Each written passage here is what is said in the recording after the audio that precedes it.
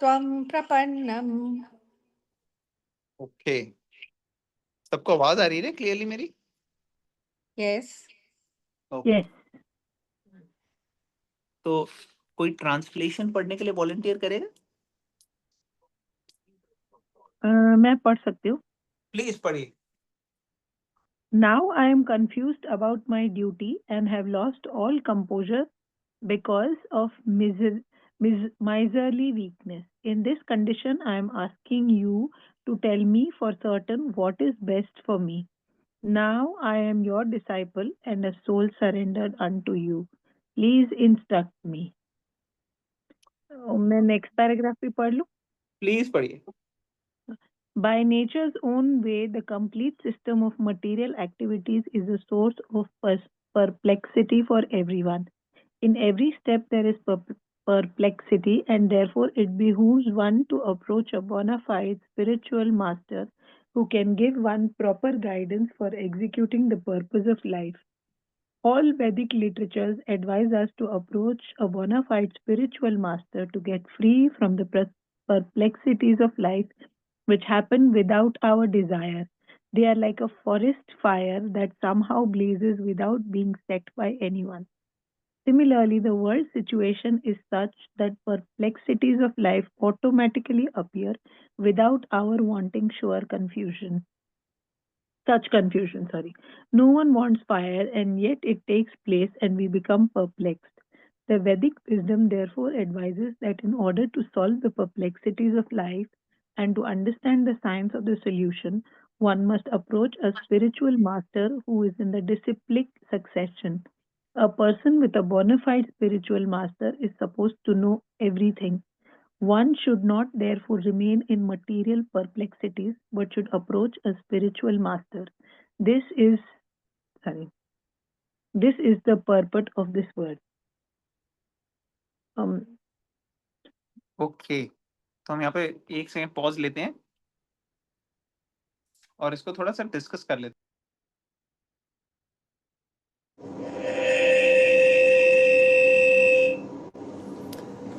हरे कृष्णा। तो यहाँ पे थोड़ी सी मैंने स्क्रीन चेंज कर ली है। आई होप सबको दिख रही है ना? हाँ, स्क्रीन दिख रही है ना? हाँ दिख रही है। तो यहाँ पे अर्जुन बोल रहे हैं कि मैं पूरी तरह से कंफ्यूज हो चुका हूँ। मुझे ये समझ में नहीं आ रही कि क्या मेरा धर्म है, क्या मेरी ड्यूटी है, और इस वजह से एक शूद्र हृदय दौर्बल्यम, मतलब मेरा मन बहुत ज़्यादा कमज़ोर हो गया है, वीकनेस आ गई मेरे अंदर। और किस छोटी सी बात की, माइजरली छोटी सी, एक बहुत छोटी सी चीज़ ने मेरे को इस स्थिति पे पहुंचा दिया है कि मैं ये नहीं जान पा रहा कि क्या मेरे लिए सबसे ज़्यादा उचित हो, क्या मेरे लिए बेस्ट हो। लेकिन मैं आपका शिष्य बनना चाहता हूँ अभी, और आपसे मैं ये चाहता हूँ कि आप मुझे गाइड करो। मैं पूरी तरह से आपके ऊपर समर्पित हूँ, आप प्लीज़ मुझे शिक्षा दो। तो इस भावना से अर्जुन जो है वो भगवान को अप्रोच कर रहा है। अभी पहले अर्जुन अपना पर्सपेक्टिव बता रहे थे पहले चैप्टर में, एक दोस्त की तरह, एक मित्र की तरह कृष्णा के साथ उनकी बातचीत हो रही थी, वार्तालाप हो रही थी। लेकिन अभी उन्होंने जो शिष्य की पोजीशन ले ली है दोस्त की जगह, और अब वो कह रहे हैं मैं आपका शिष्य हूँ, आप मुझे गाइड करो। तो प्रभुपाद जी इस पर्पट में बता रहे हैं बहुत इंपॉर्टेंट चीज़ कि इस भौतिक जगत में जब हम रह रहे हैं तो कई ऐसी सिचुएशंस आएंगी जहाँ पे हम कंफ्यूज हो जाएंगे, हम परप्लेक्स हो जाएंगे, समझ में नहीं आएगा क्या करें क्या नहीं करें।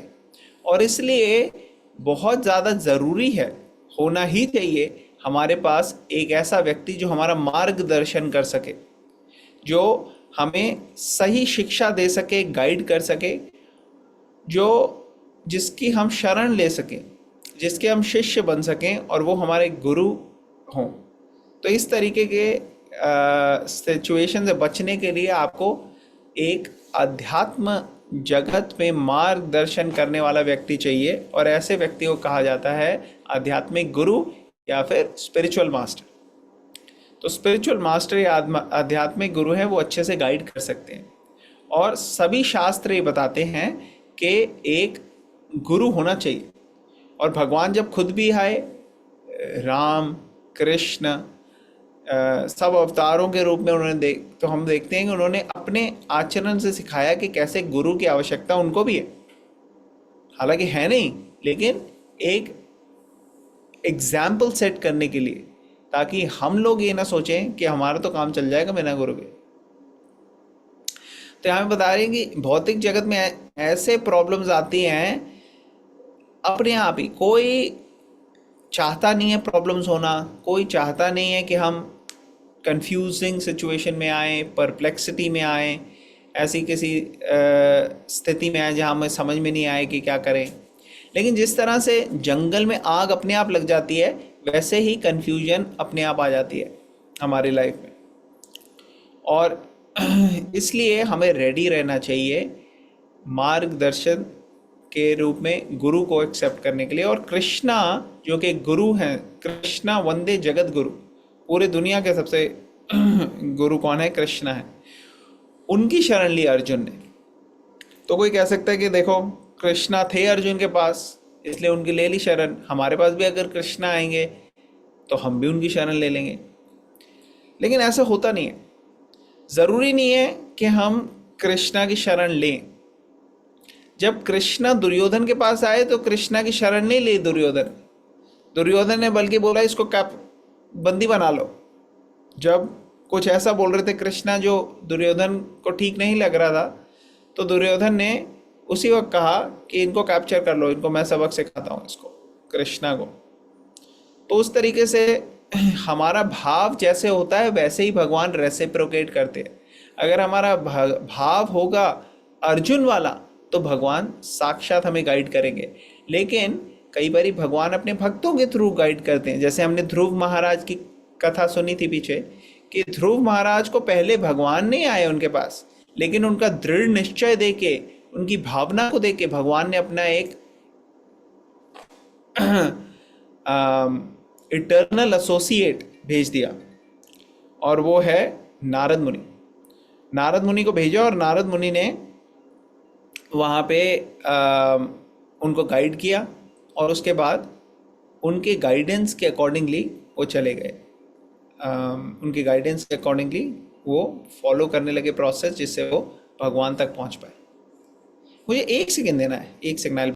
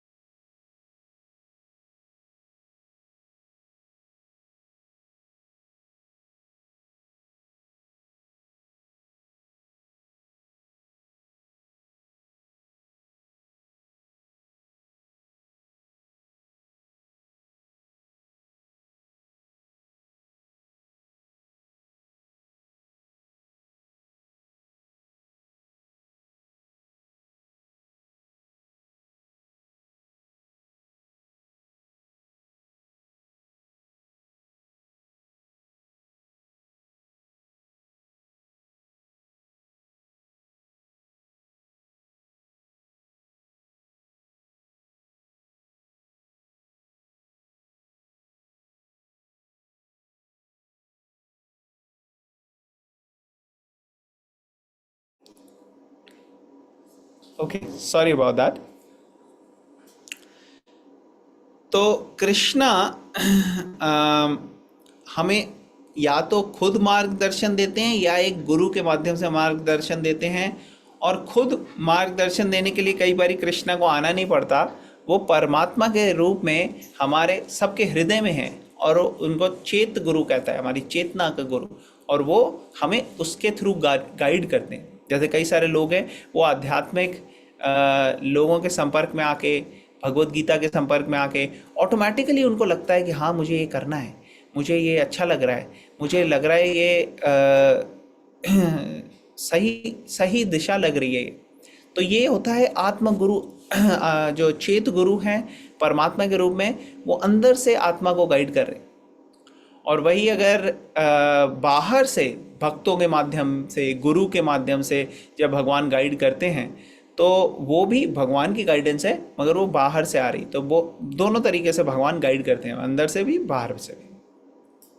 ठीक है, तो क्लियर हो रहा है अभी तक जो हमने डिस्कस किया? किसी का कोई क्वेश्चन, कमेंट, कोई पॉइंट कोई शेयर करना चाहेगा? कोई कमेंट करना चाहेगा कुछ? ओके, तो हम आगे चलते हैं। अब प्रभुपाद कोट करेंगे अलग अलग दूसरे ग्रंथों से, जैसे उपनिषद वगैरह से।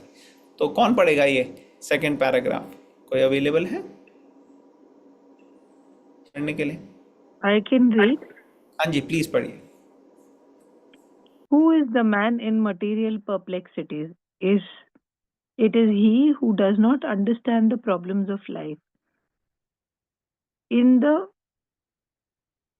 Brihadranyaka Upanishad 3.8.10, the perplexed man is described as follows. मैं पढ़ देता हूँ ये। हाँ, यो व एतत् अक्षरं गार्गी अविद्वास्माल् लोकात् प्रैति सा कृपणः। he is a miserly man who does not solve the problems of life as a human, and who thus quits this world like the cats and dogs without understanding the signs of self-realization. This human form of life is a most valuable asset for the living entity who can utilize it for solving the problems of life. Therefore, one who does not utilize the opportunity properly is a miser. On the other hand, there is the Brahmana, or he who is intelligent enough to utilize this body to solve all the problems of life. या एतत् अक्षरम गार्गी विदित्वास्माल् लोकात् प्रैति सा ब्राह्मणा। तो मैं एक minute ये quickly ये particular paragraph discuss कर लेता हूँ, फिर आगे चलते हैं। ठीक है, तो इसमें ब्राह्मण और कृपणा के बारे में बोल रहे हैं। अब हम अगर श्लोक के शुरू में जाएं तो पहला शब्द यहाँ पे है कार्पण्य दोषोपहता स्वभाव। कार्पण्य, कार्पण्य मतलब माइजरली वीकनेस। माइजर का के कई सारे मतलब होते हैं। माइजर मतलब छोटा भी है, माइजर का मतलब छोटी सोच का भी, जैसे कोई कंजूस हो व्यक्ति उसको भी कहते हैं माइजर। तो माइजर शब्द यहाँ पे यूज़ किया गया है। और इस पर्टिकुलर पैराग्राफ में बताया जा रहा है कि कृपणा कौन है और ब्राह्मणा कौन है। तो कृपणा है वो जो छोटी सोच वाला व्यक्ति है, और ब्राह्मणा है जिसकी बड़ी सोच है। तो छोटी सोच कैसे? जैसे मान लो आपके पास कोई बहुत सारा पैसे है, आप करोड़पति हो, लेकिन फिर भी आप खर्चते हो 1 पैसा, 2 पैसा, 10 पैसा, 1 रुपया, 2 रुपया, 5 रुपये, बस, और नहीं खर्चते आप गंदी तरीके से रहते हो, आप किसी को और हेल्प नहीं करते, दान वगैरह नहीं देते आप, और बाकी भी सबसे कंजूसियत से आप चला रहे हो अपने। तो आपको कहेंगे ये कंजूस है, छोटी सोच वाला है। लेकिन वही अगर आपके पास करोड़ों रुपया है और आप अच्छे से रह रहे हो, डिसेंट साफ़ सुथरा आपका घर है, साफ़ तरीके से रह रहे हो, दूसरों की भी मदद कर रहे हो आप, दान वगैरह दे रहे हो, भला कर रहे हो, तो वो हो गया ब्रॉड माइंडेड कि हाँ भाई आप कंजूस नहीं हो। तो ब्राह्मणा और कृपणा इस पर्टिकुलर कॉन्टेक्स्ट में हो गया ऐसा व्यक्ति जिसके पास है तो बहुत कुछ, लेकिन वो यूज़ कर रहा है तो ब्राह्मण है, और नहीं कर रहा तो कृपणा है। जैसे हम सबको एक इंसान का शरीर मिला है। अब इंसान का शरीर आध्यात्मिक पथ पे आगे सीखने को और आगे बढ़ने के लिए मिला है। लेकिन अगर हम आध्यात्मिक पथ पे ठीक से आगे बढ़ने का प्रयास नहीं करते, या फिर हम उसको चीपली लेते हैं और सिर्फ वही चीज़ें करते हैं जो जानवरों के शरीर में करी जाती हैं, और हम अच्छे से अपना फ़ायदा नहीं उठा रहे हैं इंसान का शरीर जो हमें मिला है, ह्यूमन बॉडी हमें मिली है, उसका ये नहीं समझ रहे कि कितनी रेयर है ये, तो ये हो गया, आपके पास है तो इतनी सारी रिसोर्सेज और फैसिलिटीज, लेकिन आप उसको इस्तेमाल नहीं कर रहे और आप कंजूस हो। कंजूस इन द सेंस कृपणा, कृपणा हो आप, इसलिए आप आध्यात्मिक जगत की तरफ ध्यान नहीं दे रहे, आप मटीरियल जगत में ही रह रहे हो, मटीरियल चीज़ों को ही सोचते जा रहे हो, और मटीरियल चीज़ों की वजह से आपकी कॉन्शियसनेस जो है वो भौतिकवादी हो गई है, वो आध्यात्मिकवादी नहीं रही। लेकिन ब्राह्मण वो हुआ जो समझता है कि किस लिए मुझे अपनी ह्यूमन लाइफ मिली है, मुझे मिली है ताकि मैं ब्राह्मण की तरफ बढ़ सकूं। ब्राह्मण मतलब भगवान की तरफ, उनके बारे में जान सकूं, उनके साथ अपना कनेक्शन फिर से स्थापित कर सकूं, तो वो हो गया ब्राह्मण। तो यहाँ पे ये समझाया जा रहा है कि जो सीरियसली स्पिरिचुअल लाइफ को अच्छे से फॉलो करने की कोशिश करते हैं वो छोटी सोच वाले नहीं हैं, वो ब्राह्मण वाले ब्रॉड माइंडेड हैं, और जो नहीं कर रहे वो नैरो माइंडेड है। तो ये समझाया गया है, ठीक है। ये पैराग्राफ क्लियर हो रहा है? किसी का कोई क्वेश्चन, कमेंट, कोई पॉइंट इस पर्टिकुलर पैराग्राफ से रिलेटेड? ओके, तो आगे चलते हैं हम नेक्स्ट वाला। आप कंटिन्यू करेंगे माता? कृपणा हाँ please. The Kripna or miserly persons waste their time in being overly affectionate for family, society, country, etc. In the material conception of life, one is often attached to family life, namely to wife, children, and other members, on the basis of skin disease. The Kripna thinks that he is able to protect his family members from death, or the Kripna thinks that his family or society can save him from the verge of death. Such family attachments can be found even in the lower animals who take care of children also. Being intelligent, Arjun should understand that his affection for family members and his wish to protect them from death were the cause of his perplexities. Although he could understand that his duty to fight was awaiting him, still on account of miserly weakness, he could not discharge the duties. He is therefore asking Lord Krishna, the Supreme Spiritual Master, to make a definite solution. He offers himself to Krishna as a disciple. He wants to stop friendly talks between the master and the disciple are serious, and now Arjun wants to talk very seriously before he recognizes spiritual master. Krishna is therefore the original spiritual master of the science of Bhagavad Gita, and Arjun is the first disciple for understanding the Gita. How Arjun understands the Bhagavad Gita is stated in the Gita itself, and yet foolish, mundane scholars explain that one need not submit to Krishna as a person, but to the unborn within Krishna. There is no difference between Krishna's within and without, and one has no sense of this understanding. And one who has no sense of this understanding is the greatest fool in trying to understand Bhagavad Gita. Okay, thank you very much. तो यहाँ पे कुछ चीज़ें note करने वाली हैं। तो पहले तो हमने देख लिया ब्राह्मण कौन है और कृपणा कौन है। अब ब्राह्मण और कृपण के बारे में और डिटेल में उनके क्या लक्षण हैं।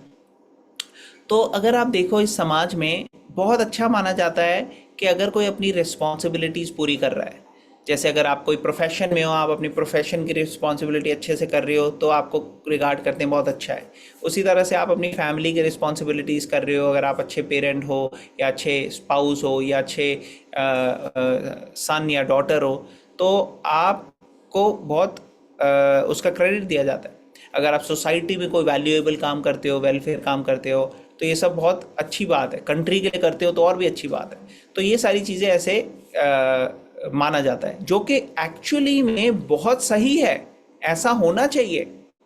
ज़्यादातर लोग इस लेवल पे नहीं आते, लेकिन क्या ये हाईएस्ट लेवल है? ये हाईएस्ट लेवल नहीं है। ये सारी चीज़ें हेल्प करनी चाहिए हमें कि हम स्पिरिचुअल लाइफ में भी प्रोग्रेस करें, एडवांस करें, स्पिरिचुअल लाइफ को सीरियसली लें, और स्पिरिचुअल लाइफ को ब्रश असाइड करके या उसको दूर रख के सिर्फ इन चीज़ों में अगर हम फोकस कर रहे हैं तो ये ठीक नहीं है। ये हमारे स्पिरिचुअल प्रोग्रेस के लिए, एडवांस करने के लिए एक हर्डल भी बन सकता है, कि हम इन सब दूसरे चीज़ों से डिस्ट्रैक्ट हो रहे हैं। लेकिन अगर हम इन दूसरी चीज़ों को अच्छे से कर रहे हैं और अपनी स्पिरिचुअल लाइफ को भी अच्छे से कर रहे हैं, तो दैट इज़ बेस्ट एक्चुअली। ज़्यादातर लोग एक्चुअली अपनी मटीरियल रिस्पॉन्सिबिलिटीज़ को भी अच्छे से नहीं करते, और स्पिरिचुअल रिस्पॉन्सिबिलिटीज़ तो भूल ही जाओ आप। स्पिरिचुअल रिस्पॉन्सिबिलिटीज़ के बारे में तो लोग सोचते भी नहीं है कि वो कोई रिस्पॉन्सिबिलिटी है। तो वो एकदम गलत एग्जाम्पल है, वैसा तो होना ही नहीं चाहिए। लेकिन जो हमारा रिलेशनशिप बाकियों के साथ है वो स्पिरिचुअल लेवल पे भी होना चाहिए। सिर्फ इसलिए नहीं कि मेरी फैमिली के लोग हैं इसलिए मेरे को उनका ध्यान रखना है, बाकी सारे चीज लोगों को मैं एक्सप्लॉइट करूंगा, क्योंकि यही मेंटालिटी है। आप देखिए कई सारे लोगों की यही मेंटालिटी कि दूसरों से एक्सप्लॉइट करो, अपने पास अपने घर में भर लें हम। लेकिन जो ब्रॉड माइंडेड होते हैं वो एक्चुअली बाकियों का लिए भी कल्याण करते हैं। और इसमें सबसे बड़ा एग्जाम्पल होता है जो सन्यासी का होता है। जो जेन्युइन सन्यासी है वो पूरे जगत को अपना रिस्पॉन्सिबिलिटी लेता है सबका कल्याण करने की। वो सिर्फ ये नहीं सोचते कि हमें अपने घर का ही कल्याण करना है, वो कहते हैं सबका कल्याण करना है। तो उसके लिए वो प्रयास करते हैं और आध्यात्मिक ज्ञान भी लोगों को देते हैं। तो ये होता है सन्यासी का काम। तो सिर्फ अपने को हेल्प करना या अपने परिवार को हेल्प करना ये सेल्फिशनेस दिखाता है, लेकिन सबको करना ये सेल्फलेसनेस की भावना दिखाता है। तो यहाँ पे यही बताया जा रहा है कि सेल्फलेस भावना से इन सब चीज़ों को ओवरकम करके जो हमारे अटैचमेंट्स हैं और हम स्पिरिचुअल लाइफ में जब हम प्रोग्रेस करते हैं वो एक्चुअल में स्पिरिचुअली हम कह सकते हैं कि ये ब्रॉड माइंडेड है, ये ब्राह्मण है। लेकिन जो कृपणा है वो इस पर्टिकुलर पाथ में नहीं जाता। जो कृपणा है उसमें कई कैटेगरीज हैं। जो कैटेगरी सबसे खराब कैटेगरी है वो है सेल्फिश कैटेगरी, जिसमें वो फैमिली का, सोसाइटी का, किसी का भी ध्यान नहीं रख रहा, सिर्फ अपने में ही फोकस्ड। लेकिन उससे बेटर कैटेगरी है जिसमें वो फैमिली, सोसाइटी, कंट्री, इन सब का ध्यान रख रहा है। लेकिन वो भी हाईएस्ट नहीं है। हाईएस्ट तब है जब उसको स्पिरिचुअल लाइफ के साथ, स्पिरिचुअल गोल के साथ उसको टाई इन करके स्पिरिचुअल लाइफ में भी आगे बढ़ा जाए। क्योंकि अगर हम देखें ह्यूमन लाइफ जो है वो इसलिए है ताकि स्पिरिचुअल प्रोग्रेस करें। अदरवाइज तो जानवरों के शरीर में भी हम कर सकते थे। अगर अपनी फैमिली का ध्यान रखना है वो तो जानवर भी रखते हैं। अपनी सोसाइटी और कम्युनिटी के लिए कई बार जानवर भी अपनी लाइफ सैक्रिफाइस कर देते हैं। लेकिन अगर आध्यात्मिक की बात आए, भगवान के साथ अपना कनेक्शन रीएस्टैब्लिश, वो नहीं कर पाते जानवर। उस चीज़ में इन ह्यूमन लाइफ यूनिक है उस चीज़ के लिए। तो ये चीज़ जो है ये समझना बहुत ज़रूरी है अर्जुन को, क्योंकि अर्जुन भी कहीं ना कहीं स्वजन, अपने फैमिली के बारे में सोच रहा था, और अपना धर्म और ड्यूटीज़ और फैमिली ये दोनों जब ऑपोजिट एंड में आ गई तो वो सोच समझ नहीं पा रहा था मैं कैसे नेविगेट करूँ इस सिचुएशन को। तो अगर हम ये प्रिंसिपल समझ लेते हैं कि हमारी स्पिरिचुअल लाइफ के अनुकूल जो है वो सारी चीज़ें हमें एक्सेप्ट करनी है, जो प्रतिकूल है उससे तो वहाँ पे हमारे को बहुत केयरफुल होकर चलना है और ये समझना है कि कैसे इस स्थिति को नेविगेट करूँ जब मैं अपनी स्पिरिचुअल लाइफ के अगेंस्ट जाने के का रिस्क ले रहा हूँ। तो वो रिस्क नहीं लेना चाहिए। तो अर्जुन भी यहाँ पे समझ गए कि हाँ towards the end of Bhagavad Gita वो समझ गए कि हाँ जो कृष्णा बोल रहे हैं वही सही है और मुझे अपनी स्पिरिचुअल लाइफ उस तरीके से चलानी है जैसे कृष्णा की गाइडेंस हो रही है। मुझे अपना धर्म, अपना पर्टिकुलर जो मेरी ड्यूटी है उसको कॉम्प्रोमाइज़ नहीं करना और उस ड्यूटी के अकॉर्डिंगली चलना है, इसलिए मैं फाइट करूँगा, मैं युद्ध करूँगा। तो अर्जुन एंड में समझ गए थे। लेकिन यहाँ पे इस पर्टिकुलर सिचुएशन में हम देखते हैं कि अर्जुन पूरी तरह से भगवान के ऊपर समर्पित हो गए हैं और भगवान का शरण लिया उन्होंने। और अब जो उनकी बातचीत है, वार्तालाप है, वो एक दोस्त की नहीं रही बल्कि एक शिष्य की आ गई है। वो शिष्य का उन्होंने क्या कहते हैं प्लेटफॉर्म एक्सेप्ट किया है और कृष्णा अब उन्हें गाइड करेंगे आने वाले श्लोक में, और जो भी उनके डाउट्स होंगे अर्जुन के वो पूरी तरह से क्लियर हो जाएंगे। तो इस तरीके से प्रभुपाद एक्सप्लेन कर रहे हैं। अब कभी कभार गलत लोग भी भगवत गीता के ऊपर कमेंट्री दे देते हैं। बड़े सारे लोग अपनी भगवत गीता लिखते हैं, उनसे उनको फेम भी मिल जाता है, वो फेमस हो जाते हैं कि देखो यार भगवत गीता के ऊपर लिखी है इन्होंने कमेंट्री। हालांकि अगर आप देखोगे ना भगवत गीता की संस्कृत बहुत ज़्यादा डिफिकल्ट संस्कृत नहीं है। संस्कृत के भी अलग अलग ग्रेडेशंस होते हैं। कई बड़ी कॉम्प्लिकेटेड संस्कृत होती है। जैसे भागवतम, श्रीमद् भागवतम की अगर आप पढ़ेंगे तो वो कॉम्प्लिकेटेड संस्कृत है, और भी कई जगह वेदों में आप पढ़ेंगे तो बड़ी कॉम्प्लिकेटेड संस्कृत है। लेकिन भगवत गीता की रिलेटिवली ईजियर संस्कृत है। तो कई लोग भगवत गीता के ऊपर कमेंट्री कर लेते हैं, जिन्होंने 1-2 साल संस्कृत पढ़ी है तो उनको मोटा मोटा आ जाता है संस्कृत क्या है, तो वो शुरू हो जाते हैं ये ज्ञान बांटना कि हमें बहुत नॉलेज है। लेकिन अगर उन्होंने ट्रेनिंग ली नहीं है, अगर उन्होंने किसी को गुरु नहीं एक्सेप्ट किया, किसी के थ्रू ट्रेनिंग नहीं है, तो इवन तो वो ट्रांसलेट करने की कोशिश करेंगे और उसमें कुछ ना कुछ कमेंट्री दे देंगे, लेकिन उसके अंदर दम नहीं होगा, उसके अंदर स्पिरिचुअलिटी नहीं होगी, उसके अंदर आध्यात्मिक ज्ञान नहीं होगा। प्रभुपाद जी जिनकी भगवत गीता हम पढ़ रहे हैं, उनकी भगवत गीता इतनी पावरफुल है कि प्रभुपाद जी जब अकेले आए वृंदावन से अमेरिका, तो वो अकेले अमेरिका में रह के उन्होंने पूरी माया नगरी में रह के एक रत्ता भर भी कंटामिनेशन अपने अंदर नहीं आने दिया, बल्कि जहाँ पे वो रह रहे थे उस पूरी जगह को उन्होंने एक आध्यात्मिक धाम बना दिया, और जहाँ जहाँ वो गए उस पूरे जगह को ट्रांसफॉर्म कर दिया। कृष्णा के मंदिर अलग अलग जगह खुलने लगे।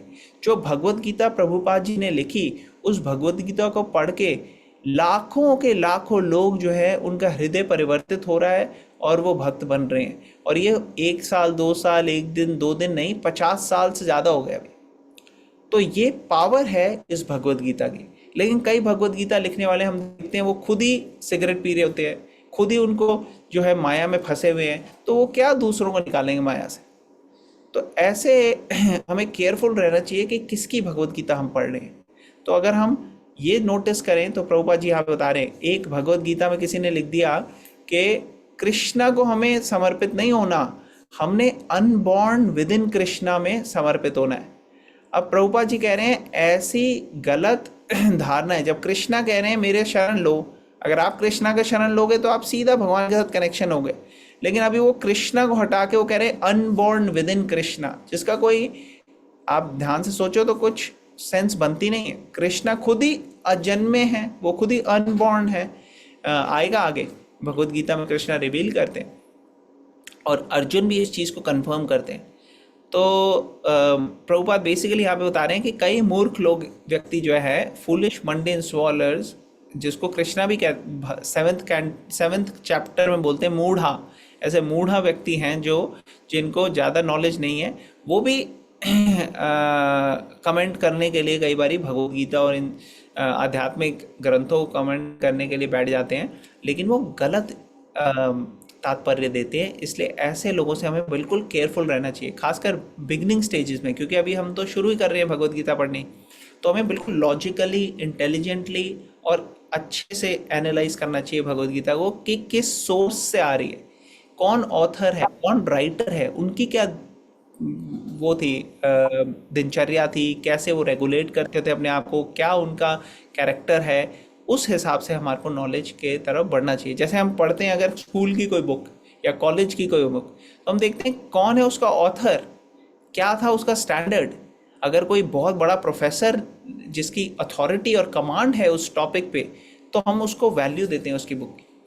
लेकिन अगर कोई खुद नहीं उस स्टैंडिंग पे है तो हम ऐसे व्यक्ति की ज़्यादा वैल्यू नहीं देते। तो इसी तरह से आध्यात्मिक जगत में भी हमें देखना चाहिए कि कैसा व्यक्ति है जिन्होंने लिखी है ये पर्टिकुलर बुक्स और क्या वो एक्सप्लेन कर रहे हैं। ठीक है, तो मैं स्टॉप करता हूँ यहाँ पे। किसी का कोई क्वेश्चन, कमेंट या कोई पॉइंट इस पर्टिकुलर श्लोक में?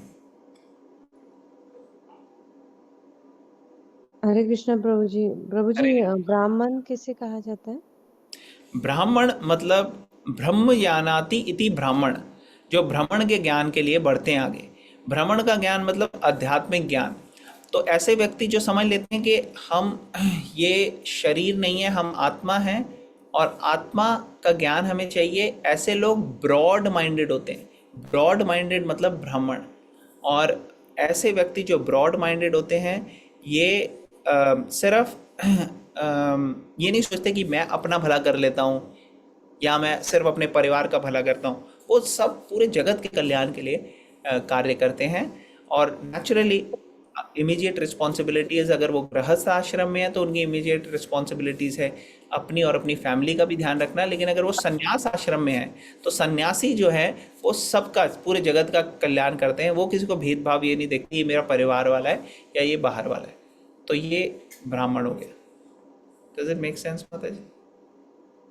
प्रभु, ऐसे जाति से ब्राह्मण नहीं होते जनरली। जाति से ब्राह्मण जो है वो तो एक परवर्टेड सिस्टम है, जहाँ पे वो कहते हैं आपके बर्थ, जन्म से ही आप ब्राह्मण हो गए। लेकिन ऐसा शास्त्रों का कहना नहीं है। शास्त्र कहते हैं कि आपके कैसे लक्षण हैं उस पर डिपेंड करता है। हाँ, नेचुरली अगर आप ब्राह्मण परिवार में हो तो आपके लिए आसान है ब्राह्मण बनना, लेकिन आपके लक्षण और आपके कैसे वैल्यूज़ आप अपनी लाइफ में इम्बाइब करते हो उसके ऊपर डिपेंड करेगा। सिर्फ जन्म से नहीं कह सकते। जन्म से तो कई ऐसे जन्म हैं जो अच्छे अच्छे परिवार में हुए लेकिन वो राक्षसी प्रवृत्ति के थे। ठीक है माता जी, यस क्या प्रभु, कहते हैं आप? यस प्रभु। और किसी का कोई सवाल? Thank you for the nice question. आपने शुरू में ध्रुव और नारद की कोई स्टोरी आपने रफली कुछ बताया था, आप हाँ वो स्टोरी बता सकते हैं? हाँ श्योर, हमने एक बार पहले बताई है ये स्टोरी, लेकिन इसको अभी हम डिस्कस कर सकते हैं। तो ध्रुव महाराज जो है वो एक छोटे से 5 साल के बालक, और उनके पिताजी जो है वो राजा है, राजा उत्थानापाद। और उत्थानापाद की 2 वाइफ्स थी, 2 बीवी। एक था नाम था सुनिधि और एक का सुरुचि। तो सुनिधि जो थी उनके बेटे थे ध्रुवा, और सुरुचि जो थी उनके बेटे थे उत्तमा। तो जब ध्रुव महाराज एक बारी अपने पिताजी के पास जाके, उनके पिताजी राजगद्दी में बैठे हैं और राजगद्दी में उनके पास आके बैठने लगे, तो उनकी जो सौतेली माँ थी सुरुचि, उनको अच्छा नहीं लगा। उन्होंने कहा आप कहाँ यहाँ आ रहे हो भाई, आप जाओ, अगर आपने मेरी कोख से, मेरे गर्भ से जन्म लिया होता तो आप बैठ सकते थे यहाँ। और बुरी तरह से उनको इंसल्ट किया, और उनके पिताजी ने उनको बचाया भी नहीं, कुछ बोला भी नहीं, क्योंकि वो मदर ने, उनकी सौतेली माँ ने इतना इंसल्ट किया और पिताजी ने कुछ नहीं बोला, तो उनको बिल्कुल भी प्रोटेक्ट नहीं किया। तो ध्रुव जो है उनको बहुत, उनका हृदय टूट गया। तो अपनी माता के पास गए, सुनिधि के पास, उन्होंने जाके बोला कि भाई ऐसे ऐसे हुआ है। और अपनी माँ की वो राय ली। तो माँ, उनकी माँ ने कहा देखो, उन्होंने बोला है कि तुम्हें भगवान के पास जाना चाहिए। तो उन्होंने भगवान का मार्ग दिखाया अपने बेटे को। तो उन्होंने कहा कि अच्छा भगवान कहाँ? जंगल में। उनको पता लगा कि जंगल में जाते हैं लोग भगवान की तलाश में। तो उन्होंने कहा ठीक है, मैं भी जंगल जाऊँगा। वो इतने डिटरमाइंड थे जंगल में जाके भगवान को ढूंढने के लिए कि वो निकल गए 5 साल की आयु में। और जब वो निकल गए जंगल में, तो जंगल में नारद मुनि आ गए कहीं से, और नारद मुनि ने उनको पूछा आप कहाँ जा रहे हो? तो उन्होंने कहा कि मुझे भगवान चाहिए, ऐसे ऐसे हुआ मेरे साथ। नारद मुनि कह रहे ये तो होता रहता है घर में, आप छोटे से बच्चे छोड़ो, आप घर जाओ खेलो, आप इन सब चीज़ों में कहाँ पड़ गए? उन्होंने कहा नहीं, आप जो बोल रहे हैं वो हो सकता है सही हो कि ये सब चीज़ों को दिल पे नहीं लगाना चाहिए, ऐसे बुरा नहीं मानना चाहिए, ऐसी भावना नहीं होनी चाहिए कि मुझे और अच्छा चाहिए राज्य या ये सब, लेकिन ये सारी चीज़ें मेरे हृदय में फिट नहीं हो रही। मुझे तो भगवान ही चाहिए अभी, क्योंकि मेरे साथ बहुत बुरा सलूक हुआ। तो नारद मुनि ने उन्हें प्रोसेस दिया, उन्हें मंत्र दिया, उनको बताया कि कैसे आपने फॉलो करना है, क्या है। क्योंकि नारद मुनि खुश हो गए, उन्होंने कहा ये तो बड़ा डिटरमाइंड है बच्चा। तो उन्होंने जब प्रोसेस दिया फॉलो करने के लिए, तो नारद मुनि के बताए हुए प्रोसेस को फॉलो करके ध्रुव महाराज ने कड़ी तपस्या करी, और 6 महीने के अंदर उनको भगवान का साक्षात दर्शन हो गया। लेकिन जो तपस्या ध्रुव महाराज ने करी, वो तपस्या 5 साल की उम्र में हम करने की सोच भी नहीं सकते इस कलयुग में। तो ध्रुव महाराज को भगवान सीधा नहीं मिले थे, लेकिन नारद मुनि के थ्रू 6 महीने की तपस्या में उनको ध्रुव महाराज मिल गए। तो उनको भगवान मिल गए, ध्रुव महाराज को भगवान का साक्षात दर्शन हुआ। भगवान का दर्शन होने वक्त उनका हृदय पूरा कोमल, पूरी तरह से पवित्र हो गया। उन्होंने कहा मैं तो कांच के टुकड़े जो है उसके पीछे भाग रहा था, मुझे तो ये सबसे अनमोल हीरे मिल गए हैं जो मैंने आपका दर्शन कर लिया, मुझे कुछ भी नहीं चाहिए अब। तो भगवान ने कहा नहीं नहीं, आपकी जो भी इच्छाएं पूरी हो जाएंगी। आपको चाहिए था एक बड़ा राज्य चाहिए था, आपको एक ऐसा राज्य मिलेगा जैसा राज्य किसी को भी नहीं मिला, ध्रुव लोक मिलेगा आपको।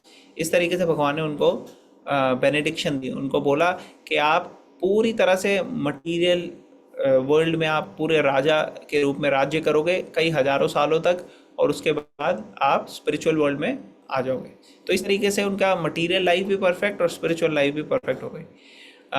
बट ध्रुव महाराज जो हैं वो नारद मुनि के थ्रू गए और गुरु उनकी लाइफ में अपने आप आ गए। वो उन्होंने सिर्फ अपनी सीरियसनेस, सिंसेरिटी, दृढ़ता और भगवान को पाने की इच्छा जो है उस पर कॉम्प्रोमाइज़ नहीं किया, उसको रखा, उसको तीव्र बनाया, और उस तीव्रता की वजह से जो फॉलो करा, जो प्रोसेस गुरु ने दिया, और उस गुरु के दिए गए प्रोसेस के थ्रू उन्हें भगवान मिल गए।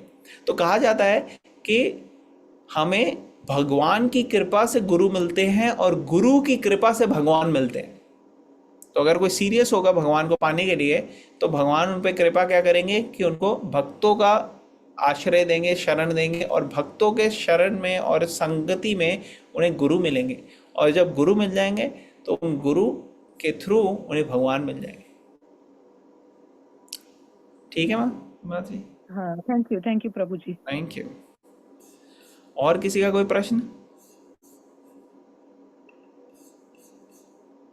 कोई क्वेश्चन, कमेंट, कोई रिफ्लेक्शंस, कोई टीका टिप्पणी?